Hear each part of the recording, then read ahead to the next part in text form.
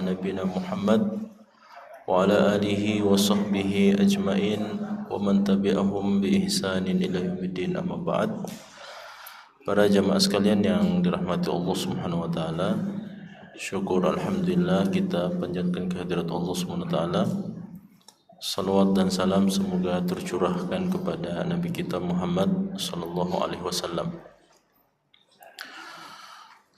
Jamaah yang dirahmati Allah SWT, ya tadi sudah beberapa jamaah yang tanya, Ustaz, ini 2 pekan kita libur ini, Ustaz.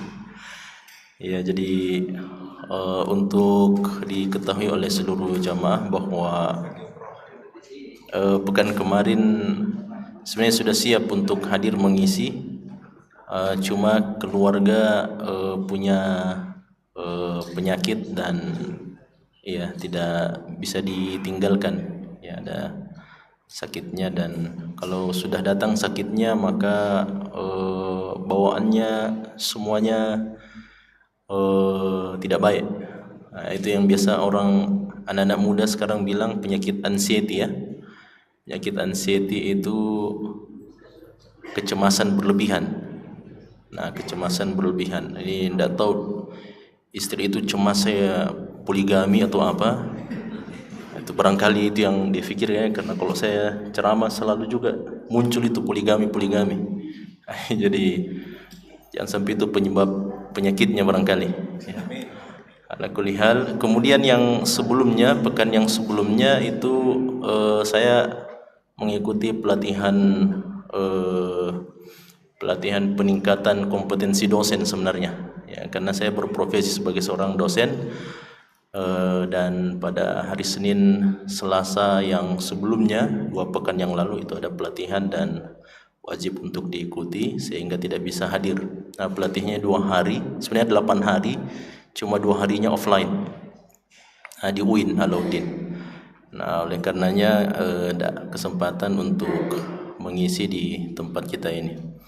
Ala kulli hal, mudah-mudahan ini menjadi pertanda kebaikan bagi kita semua, bahwa kita tetap berupaya untuk hadir dan mengambil pelajaran, mengambil hikmah, dan sebuah amalan jika telah diniatkan dan bersungguh-sungguh untuk melakukan amalan itu, maka insyaallah telah tercatat pahalanya di sisi Allah Subhanahu wa taala.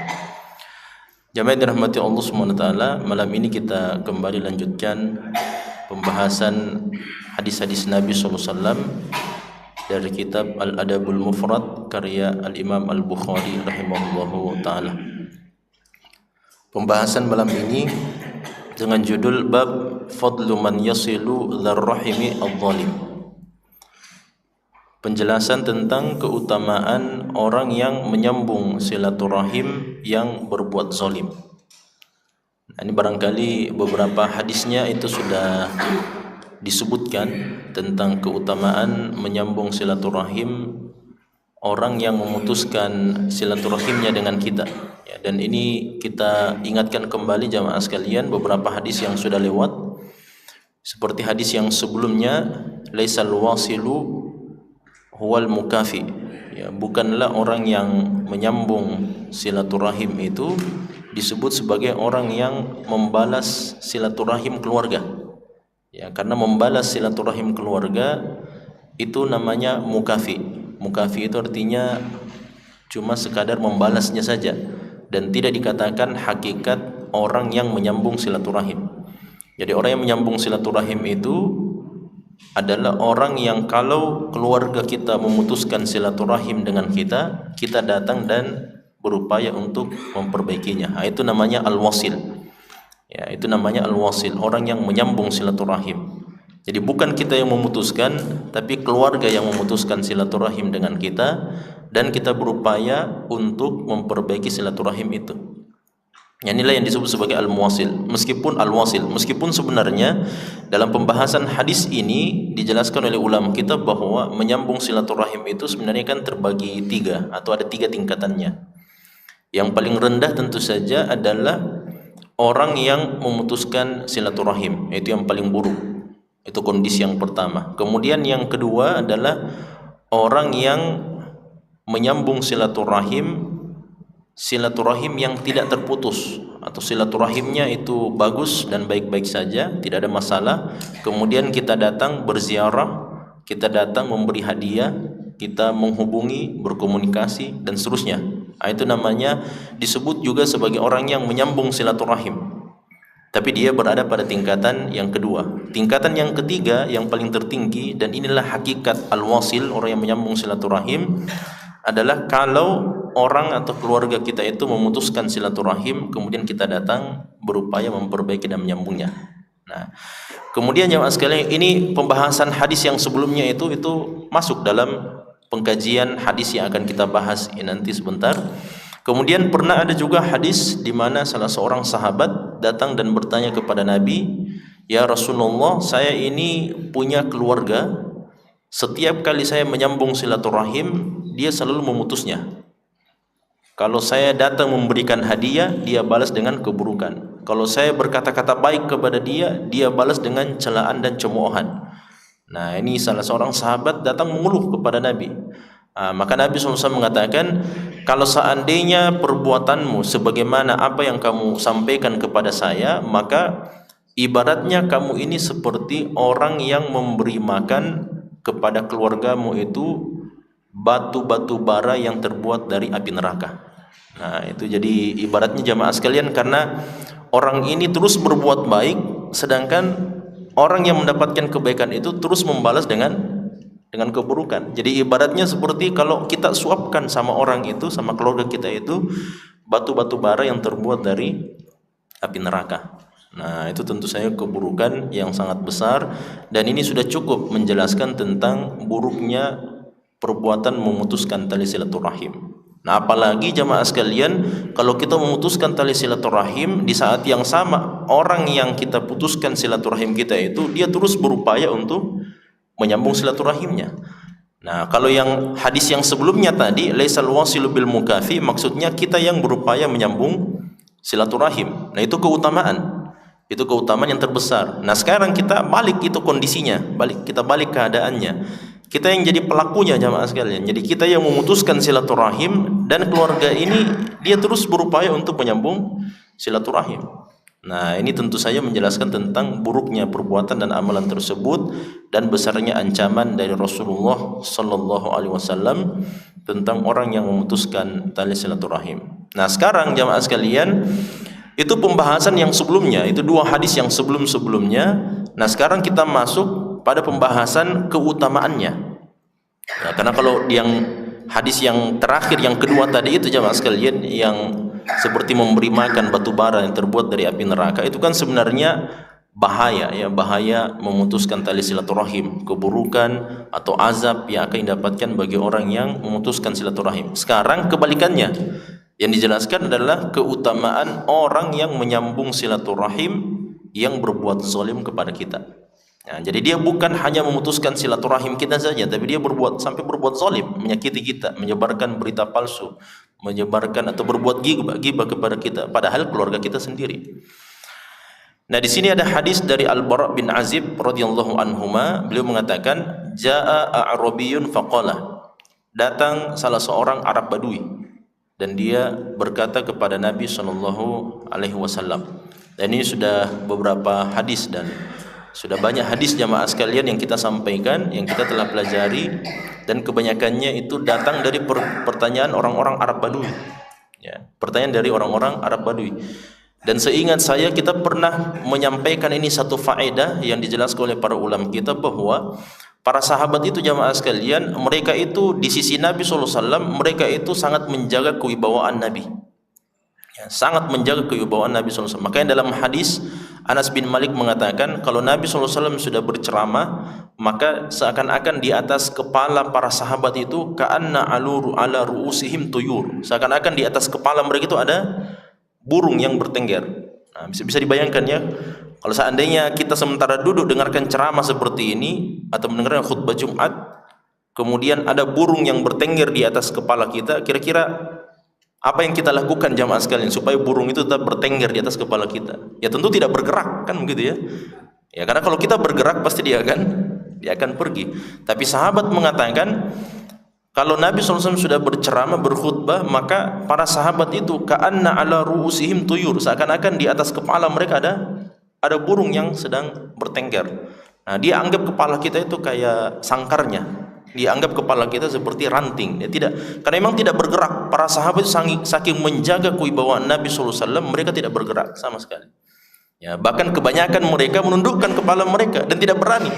Sedikit, bahkan tidak ada di antara sahabat Nabi, kalau Nabi SAW berceramah, maka tidak ada yang melihat langsung ke wajah Nabi SAW. Ya, kita aja yang melihat langsung ke sebagai bentuk, karena kalau kita semuanya tidak melihat ke saya merasa bagaimana juga kan.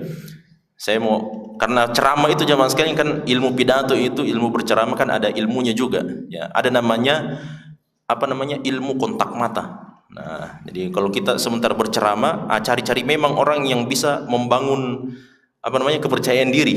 Nah, dan kita berikan kontak mata kepada orang tersebut. Nah, ini ilmu pidato jamaah sekalian. Ini harus juga dipelajari sebenarnya. Nah, dan jangan melihat kepada orang yang benci sama kita. Ya, barangkali kan sebagian ada jamaah, ini ustaz ini lagi sedang menceramah. Pas kita lihat sama orang itu, dia pasang muka yang tidak baik, langsung jatuh harga diri kita, jatuh kepercayaan diri kita, maka hilang semuanya bahan ceramah. Nah, oleh karena jamaah sekalian, Nabi SAW atau para sahabat Nabi SAW itu tidak ada yang berani memandang wajah Nabi SAW sementara Nabi SAW berkhutbah di hadapan mereka. Salah satu buktinya adalah hadis Ibnu Umar. Hadis Ibnu Umar radhiyallahu taala anhu mengatakan, kalau Nabi SAW sudah berceramah, maka tidak ada satu orang sahabat pun yang memandang wajah Nabi SAW. Suatu ketika saya memberanikan diri memandang wajah Nabi SAW sementara beliau berceramah di atas mimbarnya, dan saya bandingkan antara wajah beliau dengan rembulan di malam hari, tidak ada bedanya. Bahkan lebih indah wajah Nabi SAW. Sempurna, karena namanya bulan purnama, itu artinya bulan yang sempurna, bulatnya itu full jamaah sekalian. Jadi wajah Nabi SAW itu syahidnya bahwa ada sahabat Nabi SAW yang memberanikan diri untuk melihat dan memandang wajah Nabi SAW secara langsung. Tapi umumnya para sahabat bahkan bertanya kepada Nabi SAW, mereka segan. Mereka segan, dan itu disebutkan jamaah sekalian satu faedah dari hadis Nu'man bin Bashir. Hadis Nu'man bin Bashir kalau kita baca di dalam Arba'in Nawawiyah Ad-Dinun Nasihah, itu jamaah sekalian, atau hadis yang lainnya, itu salah satu faedahnya jamaah sekalian. Ini Nu'man bin Bashir ini kan sebenarnya dia adalah anak muda datang dari luar kota Madinah, sama dengan bapaknya Bashir. Nu'man bin Bashir dan bapaknya ini, karena dia datang dari luar kota Madinah, maka kalau ada pertanyaan, maka dia yang selalu dipersilahkan oleh para sahabat untuk bertanya. Nah, dan begitu fikihnya para sahabat yang didahulukan. Kalau Nabi buka sesi tanya jawab kepada para sahabat, ada yang mau bertanya, maka pasti sahabat langsung mendahulukan orang-orang pendatang. Nah, bukan penduduk asli kota Madinah atau sahabat dekat Nabi SAW, bukan. Nah, yang didahulukan itu adalah orang-orang yang memang datang dari luar Madinah, datang dari luar tempat yang jauh, ingin belajar kepada Nabi SAW, hijrah ke kota Madinah, belajar, dan sebentar akan pulang. Karena sedikit kesempatannya bersama Nabi SAW, karena sebentar lagi dia akan pulang jamaah sekalian. Mungkin cuma sepekan, mungkin cuma sebulan atau setahun dan seterusnya. Maka para sahabat senior itu berikan kesempatan, ayo bertanya. Nah, dengan pertanyaan-pertanyaan itulah para sahabat mengambil manfaat. Nah, jadi para sahabat mereka tidak berani atau mereka menjaga kewibawaan Nabi SAW dan tidak banyak bertanya. Karena banyak bertanya juga jamaah sekalian, seperti misalnya hadis yang pernah kita sampaikan, Nabi mengatakan sesungguhnya Allah SWT telah mewajibkan kepada kalian untuk mengerjakan ibadah haji. Ini kan hadis berbicara tentang kewajiban ibadah haji. Ada salah seorang sahabat bertanya, ya Rasulullah, afi kulli amin nahujju amla? Ya Rasulullah, setiap tahunkah kita wajib mengerjakan ibadah haji, ataukah bagaimana? Setiap tahun kita kerjakan ibadah haji atau seperti apa? Nabi mengatakan, lau qultu na'am la wajabat. Seandainya saya bilang iya setiap tahun, maka wajib. Wala mastata'tum ala dzalik, dan pasti kalian tidak sanggup mengerjakan itu. Nah, sekarang saja kan antrian haji berapa tahun? 40 tahun kan? Ada yang 40 tahun jamaah sekalian. Sampai sebagian dewan fatwa, contoh dewan fatwa dari Dewan Fatwa Asatidzah Al-Irsyad itu sudah mengatakan bahwa orang yang jadwal masa antriannya itu sudah bertahun-tahun jamaah sekalian, maka belum ada kewajiban atas dia. Nanti ada kewajiban ketika datang keluar namanya sebagai calon jamaah haji. Ya, calon jamaah haji ya, artinya masih menunggu masuknya musim haji. Beda dengan jamaah calon haji. Kalau jamaah calon haji berarti sudah berangkat gitu. Kalau calon jamaah haji berarti masih menunggu. Tahun itu dia akan berangkat, sudah keluar namanya. Nah, selain daripada itu masih menunggu, maka belum ada kewajiban. Belum ada kewajiban ibadah haji. Nah, itu makanya para sahabat jamaah sekalian berhati-hati. Kalau mereka bertanya sama Nabi SAW, berhati-hati. Karena ceritanya ini para sahabat, level mereka itu sudah bukan level kebanyakan kita ya. Levelnya para sahabat, ibadahnya mereka itu sudah ibadat tingkat tinggi jamaah sekalian. Kalau para sahabat, sedangkan yang diinginkan dari agama ini adalah at-taisir, kemudahan. Yang diinginkan dari agama ini adalah kemudahan. Dalam hadis Nabi mengatakan, laula an asyqa la ummati la amartuhum bisiwak inda kulli wudu. Seandainya tidak menyulitkan umat saya akan suruh semua umat saya untuk bersiwak, sikat gigi setiap kali mau berwudu. Tapi kan sulit itu jamaah sekalian. Nah, kita misalnya lagi di kantor misalnya, kemudian mau sholat duhur atau mau sholat duha, berwudu sebelumnya, susah itu, harus kita bawa odol dan sikat gigi di rumah. Nah, itu kan setengah mati jamaah sekalian, itu menyulitkan. Olehnya agama kita ini dibangun di atas kemudahan. Nah, untuk itulah, karena para sahabat sudah faham bahwa agama ini dibangun di atas kemudahan, maka yang diberikan kesempatan untuk banyak bertanya kepada Nabi SAW adalah orang-orang yang memang pertanyaan-pertanyaannya itu adalah pertanyaan yang awam. Jelas ya? Pertanyaan yang awam, bukan pertanyaan yang pelik, yang sulit, yang memiliki kaidah-kaidah, bukan. Tentang bagaimana caranya saya bisa masuk surga, bagaimana saya bisa selamat dari api neraka, bagaimana saya bisa mendapatkan cinta Allah, apa amalan yang paling mulia, apa itu saja pertanyaan-pertanyaan yang datang dari para sahabat Nabi SAW. Nah, pertanyaan-pertanyaan yang umum yang semua kita bisa mengambil manfaat dari pertanyaan tersebut. Nah, ini datang orang Arab Badui dan bertanya, mengatakan, ya Nabi Allah, wahai Nabi Allah, alimni amalan yudkhiluni al-jannah. Ini buktinya. Ini orang Arab Badui datang kepada Nabi dan mengatakan, wahai Nabi Allah, alimni, ajarkan kepada saya amalan, sebuah amalan, yudkhiluni al-jannah, yang akan memasukkan saya ke dalam surga. Dalam riwayat yang lain ada tambahannya, yudkhilunil jannah wa yubaiduni anin nar. Ada tambahan riwayat. Dalam riwayat yang lain dikatakan, sampaikan, ajarkan kepada saya sebuah amalan yang memasukkan saya ke dalam surga dan menjauhkan saya dari api neraka.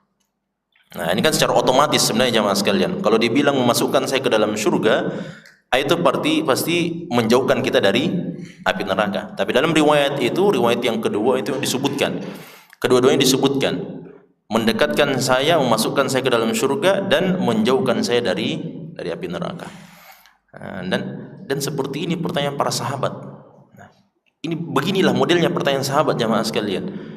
Pertanyaan sahabat tidak ada, seakan-akan mereka mau sampaikan tidak ada yang paling penting dalam kehidupan kita ini kecuali ini masuk surga dan selamat dari api neraka. Dan silakan kalau kita mencari jamaah sekalian hadis-hadis Nabi SAW berupa jawaban beliau kepada para sahabat tentang apa amalan yang memasukkan saya ke dalam surga dan menjauhkan dari api neraka. Banyak itu hadis-hadisnya, banyak sekali hadis-hadisnya, dan beragam. Amalan-amalan disampaikan, diajarkan sama Nabi itu juga beragam amalannya ya. Nah, ini menunjukkan jamaah sekalian bahwa para sahabat itu fokus kehidupan mereka setelah mereka meluk agama Islam, tidak ada lagi fokus kehidupan mereka kecuali bisa masuk ke dalam surga. Nah, karena orang yang paling berbahagia adalah orang yang memahami tujuan hidupnya. Nah, coba bayangkan jemaah sekalian, orang barat misalnya, orang di luar sana, non muslim, orang yang hidup di dunia, bekerja, berbuat, beramal untuk dunianya saja. Itu kan kehidupan mereka sengsara jemaah sekalian. Makanya ketika Rib'i bin Amir radhiyallahu anhu, salah seorang sahabat Nabi, pendek, hitam, bukan dari orang Arab, ketika dia datang ke kerajaan Romawi, dia dipanggil oleh Romawi jamaah sekalian, diutus oleh Umar bin Khattab radhiyallahu anhu di masa pemerintahan Umar bin Khattab.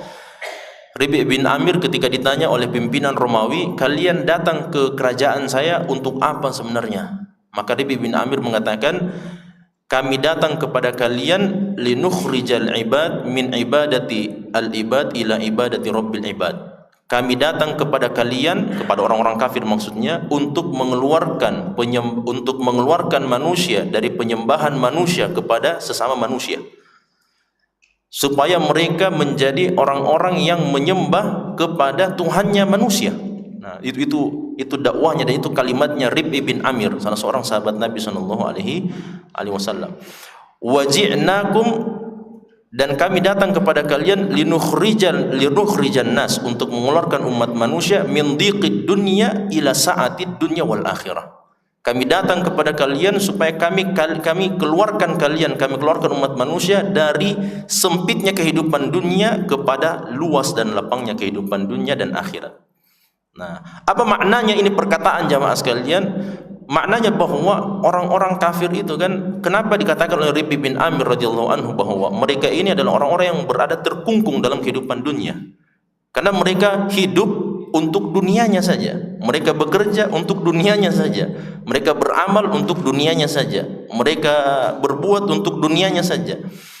Kalau seandainya ada di antara mereka yang ditakdirkan sama Allah SWT tidak bahagia di dunia, wah sengsara betul itu kehidupannya. Sedangkan dia punya keyakinan bahwa kehidupan itu cuma satu kali saja, dari kehidupan yang selanjutnya. Makanya umat Islam atau agama Islam jamaah sekalian itu datang untuk mengeluarkan kehidupan mereka yang sempit ini, karena mereka beramal, berkeyakinan, berbuat untuk dunianya saja, supaya dikeluarkan kepada pemahaman bahwa dunia ini sebagai tempat untuk kita bercocok tanam, dan sebentar kehidupan akhirat adalah tempat untuk kita menunai apa yang kita tanam dalam kehidupan dunia. Kan itu menjadi lapang kehidupan jamaah sekalian. Jadi kalaupun seandainya ya namanya manusia atau makhluk Allah SWT, semuanya ditakdirkan oleh Allah SWT. Nah, kalau Allah takdirkan kita miskin melarat, mau diapa? Cuma tidak bisa apa-apa jamaah sekalian. Kita cuma bisa menjalankan apa yang ditetapkan oleh Allah SWT dengan baik. Kalau seandainya Allah SWT menakdirkan kita, oh Anda ini kamu hidupnya sengsara, kamu hidupnya miskin, melarat, fakir dan seterusnya, tidak ada kesempatan untuk mendapatkan kebahagiaan duniawi, tapi orang bersabar jamaah sekalian. Kalau dia bersabar dan dia bersyukur apalagi kepada Allah dan dia beriman kepada Allah, dunia yang sebentar ini 50, 60, 70 tahun sebentar dia dapatkan balasan terbaik di sisi Allah SWT. Maka dalam hadis dikatakan yu'ta bil abdi yaumal qiyamah, sebentar dalam kehidupan akhirat didatangkan seorang hamba. Hamba itu jamaah sekalian, kata Nabi SAW, di dunia tidak pernah sama sekali merasakan nikmat di dunia, tidak ada sama sekali. Pokoknya setiap hari, setiap saat, setiap menit pasti musibah, celaan, hinaan, ujian, berbagai macam ujian. Tapi dia beriman kepada Allah SWT, ini bersabar. Nah, itu syaratnya jamaah sekalian. Itu syaratnya, ditimpa musibah, melarat hidupnya, miskin, fakir dan seterusnya, tapi dia bersabar dan dia beriman kepada Allah SWT. Karena dia beriman dan dia bersabar, maka Allah masukkan dia ke dalam surga. Sebelum dia dimasukkan ke dalam surga jamaah sekalian, Allah SWT celupkan ini tubuhnya seorang hamba di dalam salah satu sungai dari sungai-sungai surga. Kemudian dikeluarkan, satu kali celupan.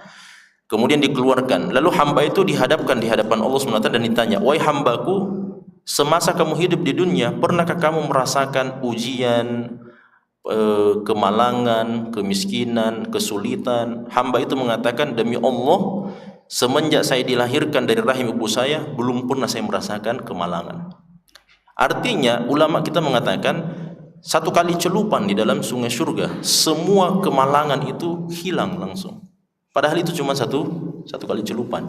Yang penting syaratnya dia beriman dan dia bersabar jamaah sekalian. Meskipun 70 tahun dia hidup sengsara dan seterusnya. Nah, sebaliknya kata Nabi SAW, ada orang yang hidup luar biasa, kekayaan melintir, pokoknya sampai dalam sebuah hadis, hadisnya sahih riwayat Bukhari.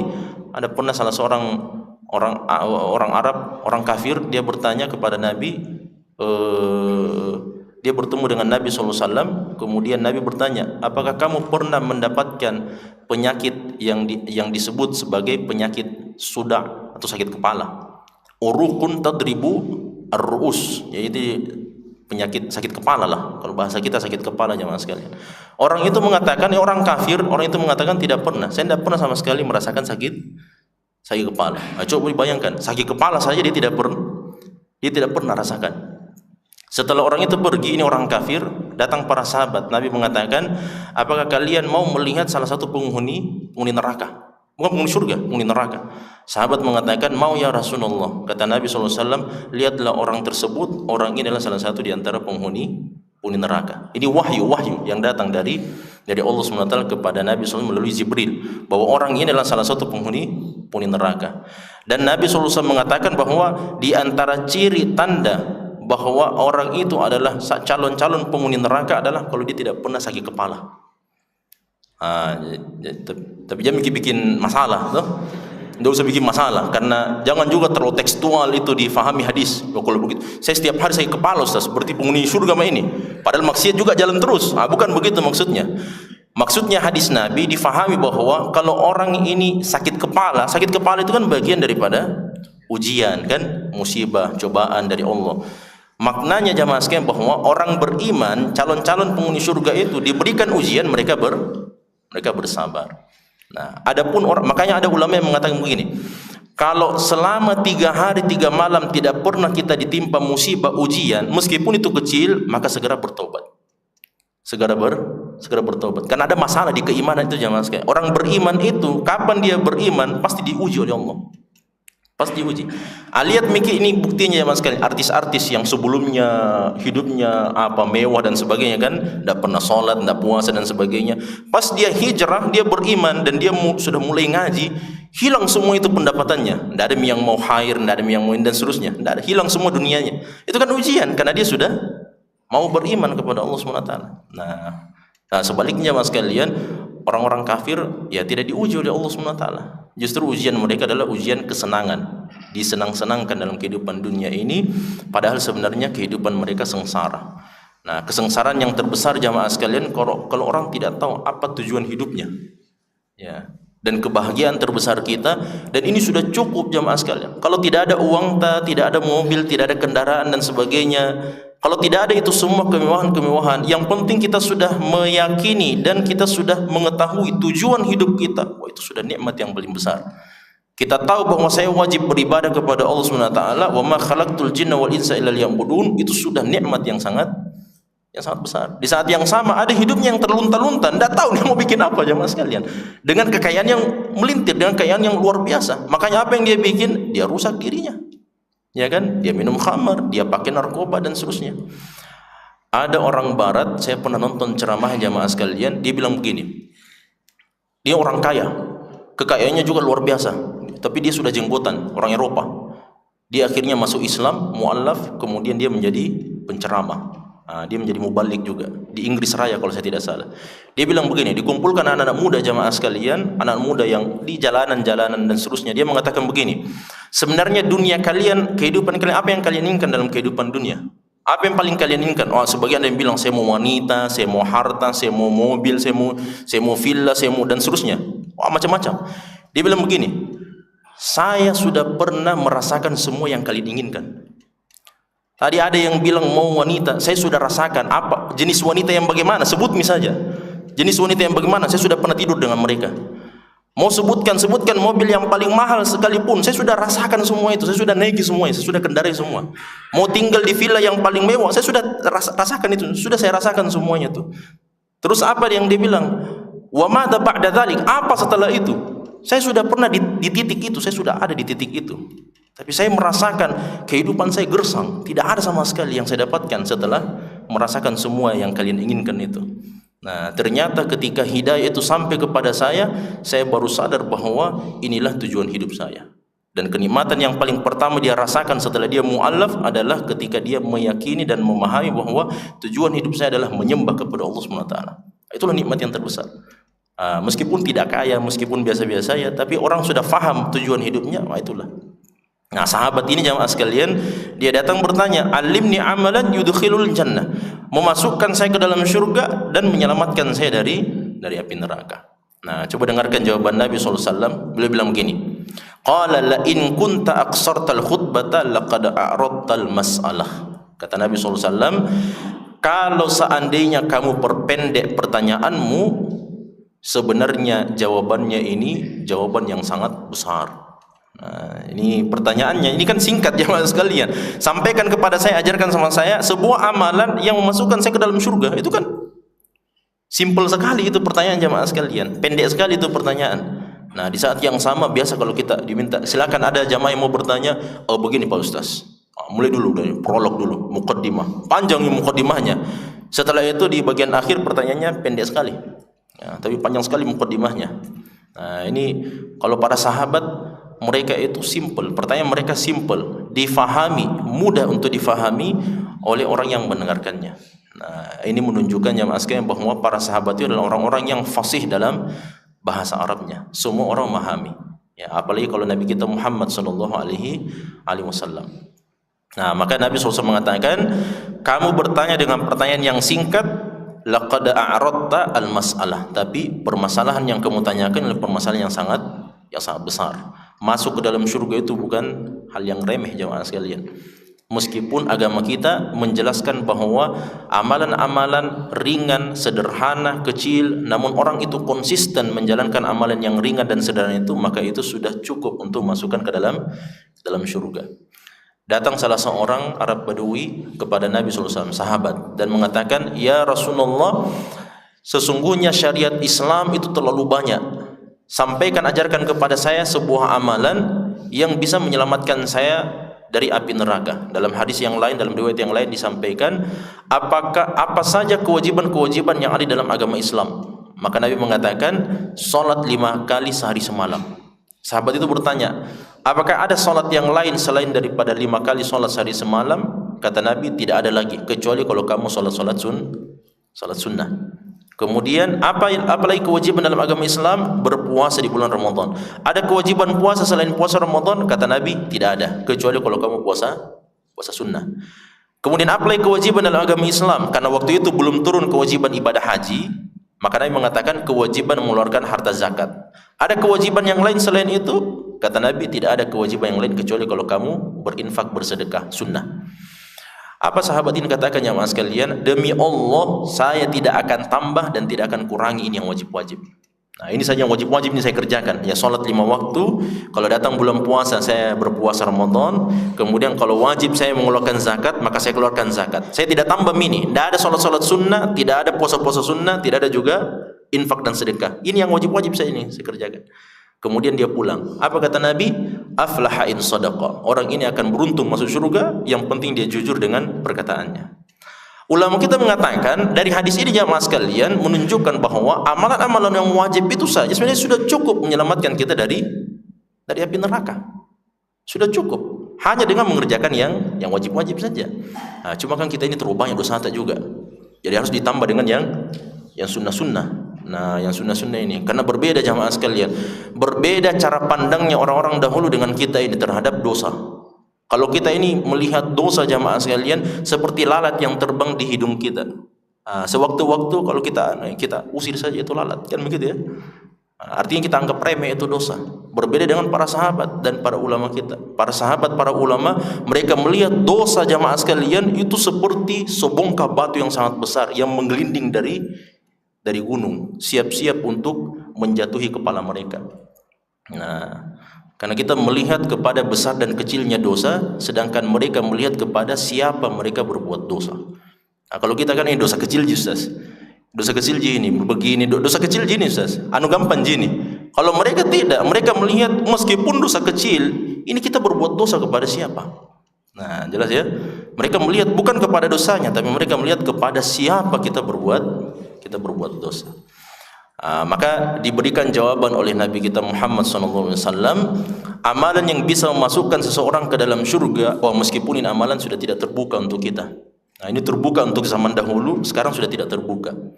Apa itu jamaah sekalian? Kata Nabi, a'tiqin nasamah, bebaskanlah seorang budak. Nah, itu ternyata salah satu di antara amalan yang bisa memasukkan ke dalam surga dan menjauhkan kita dari api neraka adalah membebaskan budak. Kemudian yang kedua, wa fukkar raqabah, dan bantulah budak. Nah, kemudian langsung ditanya sama sahabat ini, qala awalaysa tawahidan ya Rasulullah, kayaknya sama gini. Membebaskan budak dengan membantu budak, sama itu. Nah, maka Nabi SAW mengatakan, qala la, berbeda. Itqun nasama an tu'tiqan nasama wa fakkur raqabah an tu'ina 'ala raqabah. Itu berbeda.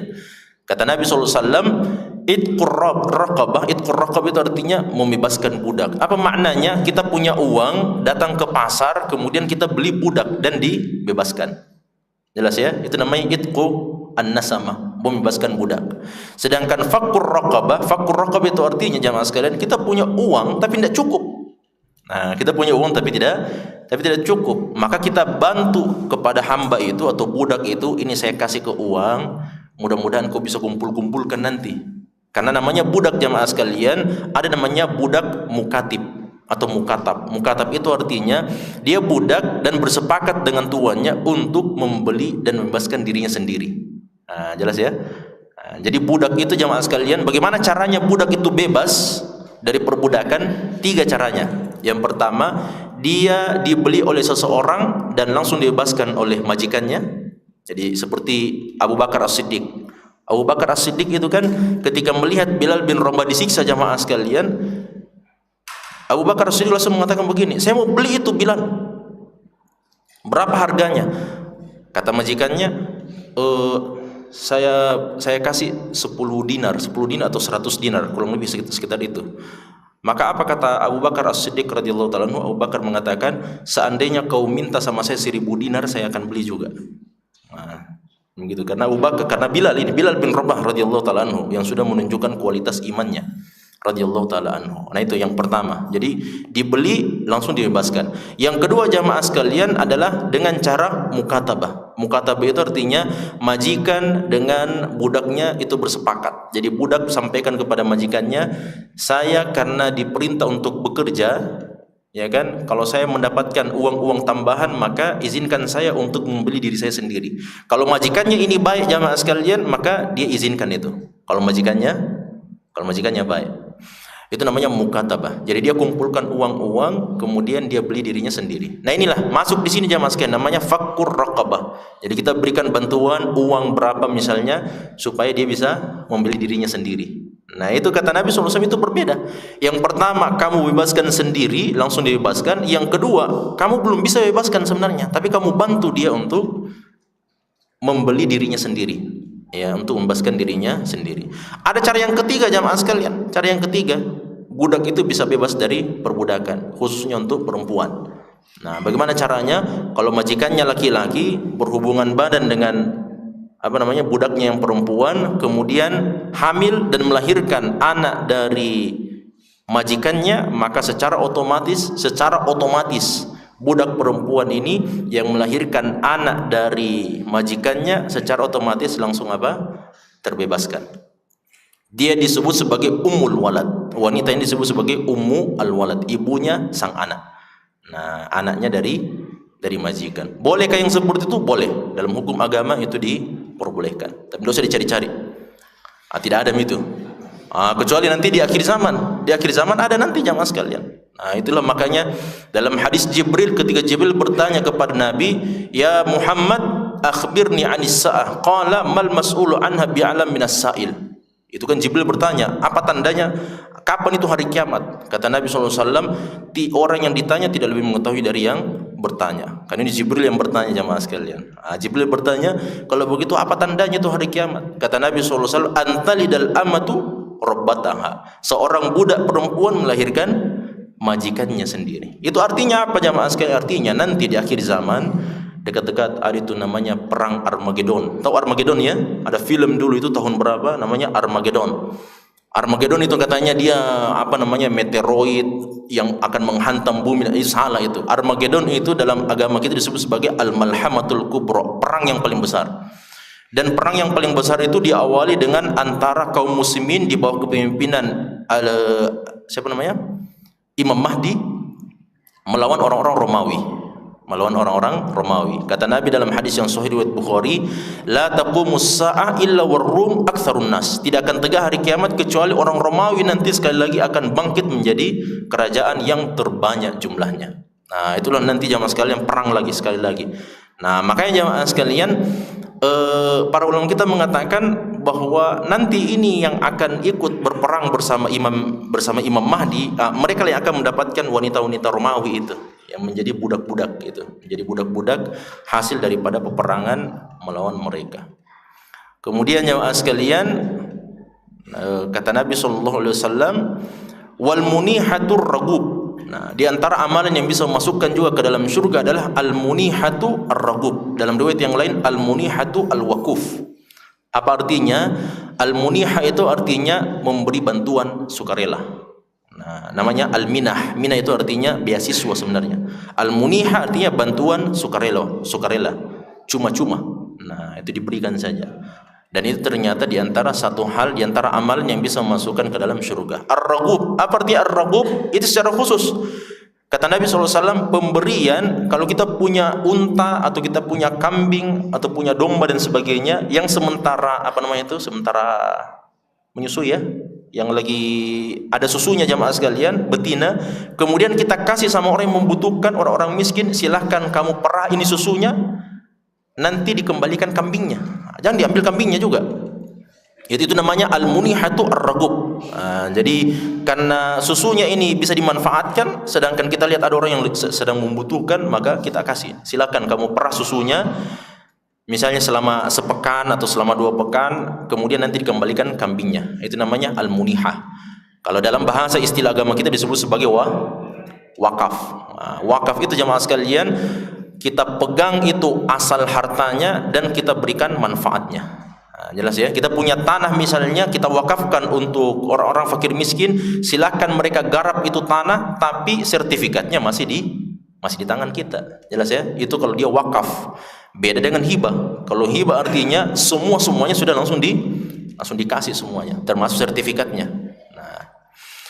Kemudian jamaah sekalian, kata Nabi, di antara amal yang bisa memasukkan ke dalam surga adalah, ini dia pembahasan kita, al-fai'u ala dirrahimi al-zalim. Dalam riwayat yang lain dikatakan wal fai'u ala dirrahimi al-zalim.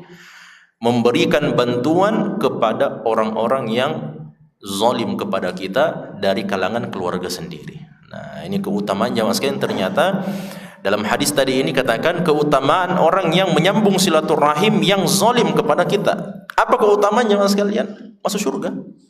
Itu keutamaannya. Seseorang akan dijanjikan oleh Nabi SAW untuk masuk ke dalam surga Allah SWT. Kemudian kata Nabi, fa illam tutik dzalik fa'mur bil ma'ruf wanha 'anil munkar. Kalau kau tidak sanggup melakukan itu semua, maka lakukanlah amar ma'ruf dan nahi mungkar. Fa illam tutik dzalik, tidak bisa juga amar ma'ruf nahi mungkar, fakuffa lisanak illa min khair. Maka jangan ucapkan perkataan yang buruk kecuali kalau itu adalah kebaikan. Nah, apa faedahnya jamaah sekalian? Agama Islam itu selalu memberikan apa? Opsi. Selalu ada opsinya, selalu ada pilihan jamaah sekalian. Kalau tidak bisa lakukan ini, maka lakukan ini. Kalau tidak bisa ini, maka. Dalam hadis yang lain Nabi mengatakan, siapa yang melihat kemungkaran di hadapan matanya, maka cegah dia dengan tangannya. Kalau tidak bisa, maka dengan lisannya. Kalau tidak bisa, maka dengan hatinya. Itu kan opsi-opsi. Coba dibayangkan, kalau kita lihat kemungkaran harus dicegah dengan tangan. Tidak ada opsi yang kedua. Wah, itu setengah mati itu. Berkelahi terus orang kalau begitu jamaah sekalian. Iya kan? Karena tidak selamanya juga kita memiliki kemampuan untuk amar ma'ruf dan nahi mungkar. Nah, maka ini masalah juga kalau kita panjang lebar berceramah, bahas masalah ini kita bermasalah, kita ini masalah ini, kemudian kita tidak berikan jalan keluar. Tidak ada jalan keluarnya, tidak ada opsinya.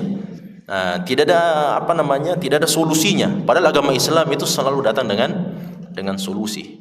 Nah, itulah makanya jamaah sekalian, dari hadis ini kita ambil pelajaran bahwa Nabi SAW selalu memberikan pilihan-pilihan. Nah, kalau tidak sanggup maka ambil yang ini, tidak sanggup maka ambil yang ini, dan seterusnya. Dan itu kebaikan dari agama Islam, bahwa pintu-pintu kebaikan di dalam agama Islam adalah pintu-pintu yang sangat banyak. Tinggal kita menyesuaikan jamaah sekalian. Nah, tinggal kita menyesuaikan. Kan sebagian di antara amalan ada yang kita tidak bisa amalkan, maka cari amalan yang lain. Ada yang tidak bisa amar ma'ruf nahi mungkar, maka dia bisa dengan apa? Membebaskan budak. Tidak bisa membebaskan budak, maka dia bisa berkata-kata yang baik. Kalau tidak bisa berbuat itu, maka cari pintu-pintu kebaikan yang kita miliki kemampuan di dalamnya. Nah, mudah-mudahan Allah SWT mudahkan kita semuanya untuk bisa menjaga kebaikan-kebaikan, ketaatan-ketaatan, termasuk menyambung silaturahim bahkan kepada orang yang zalim dari keluarga kita sekalipun, dan memudahkan kita untuk bisa masuk ke dalam surga Allah Subhanahu wa taala. Ini pelajaran-pelajaran kita bisa sampaikan. Hadanallahu wa iyyakum ajmain. Wassalamualaikum warahmatullahi wabarakatuh.